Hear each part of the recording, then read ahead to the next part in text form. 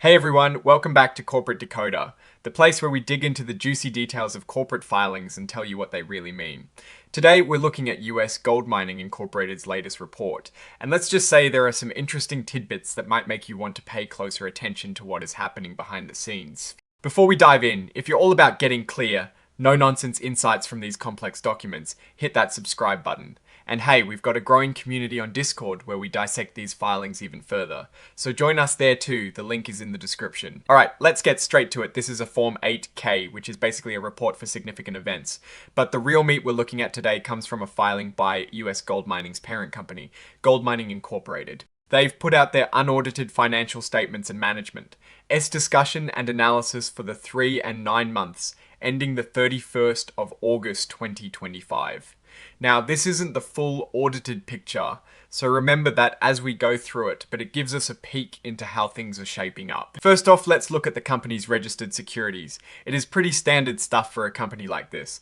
They have common stock currently valued at $0.001 per S-share, trading under the symbol USCO on the NASDAQ. They also have warrants, which are basically options to buy shares at a certain price, in this case $13 per S-share with the ticker USCO. Also on the NASDAQ, this tells us they have ongoing investor interest and a structure that allows for potential future share issuance. Now, the core of this report is about the financial information being shared. GoldMining Incorporated, the parent, filed a report called a Form 6K. This essentially shares financial updates with the US Securities and Exchange Commission. What's important here is that this filing gives us a look at the unaudited financial statements and the management's discussion and analysis, or MDWA, for the periods ending the 31st of August 2025.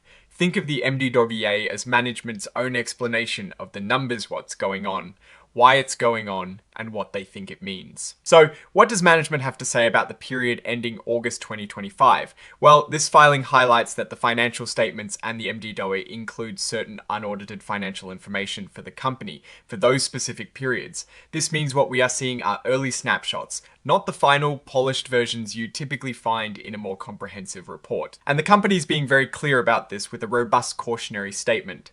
They're telling investors not to put too much faith in this information for making investment decisions. They say it's limited in scope, covers a short time period, and wasn't even audited by independent accountants. They also state it wasn't prepared according to generally accepted accounting principles in the United States, which is the standard we usually rely on. It's subject to future adjustments, meaning these numbers could change significantly down the line. They're essentially saying this is preliminary based on what they have available right now, and could be very different from the final results. This really underscores the preliminary nature of what is being presented. To put it simply, the company is saying, here is what we think we have so far, but don't bet your house on these numbers yet. They haven't even finished their standard quarter and financial closing processes for the period ending September 2025. So, the information here is really just a work in progress based on assumptions and estimates. This means the actual financial results could be quite different and potentially vary materially from what is presented.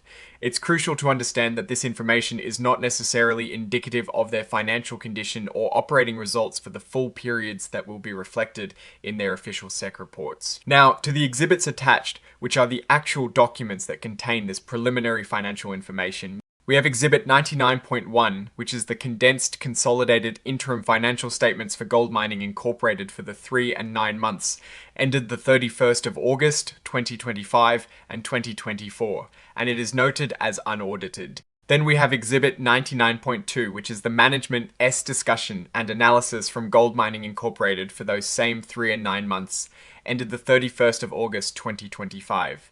These are the documents that carry the preliminary financial data we've been discussing. And finally, the report is signed off. This is done by Tim Smith, the Chief Executive Officer of US GoldMining Incorporated, signifying that he's authorized to file this report on behalf of the company.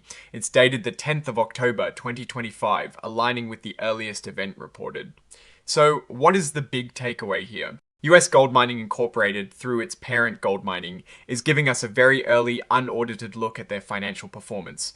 The emphasis is heavily on the preliminary nature of this data, with the company clearly stating it is not ready for investment decisions and could change. This suggests a company that is being cautious and transparent about its reporting processes. But it also means we need to wait for the official, audited financials to get a true picture of their financial health. Looking ahead, the strength of us gold mining will ultimately depend on the final audited financials and how their operations progress beyond August 2025.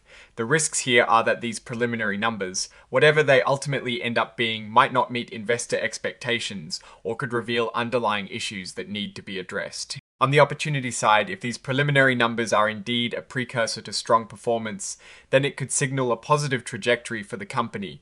However, without the audited figures, it is all speculation. We have to keep a close eye on their future SEC filings for the complete and verified financial story. Alright, that's our deep dive into this interim report. What's your take on the company putting out unaudited data this way? Does it make you more suspicious or more appreciative of their transparency? Let me know your thoughts in the comments below. If you found this breakdown helpful, please give it a thumbs up and subscribe for more corporate analyses. And don't forget to join our Discord community for more in-depth discussions.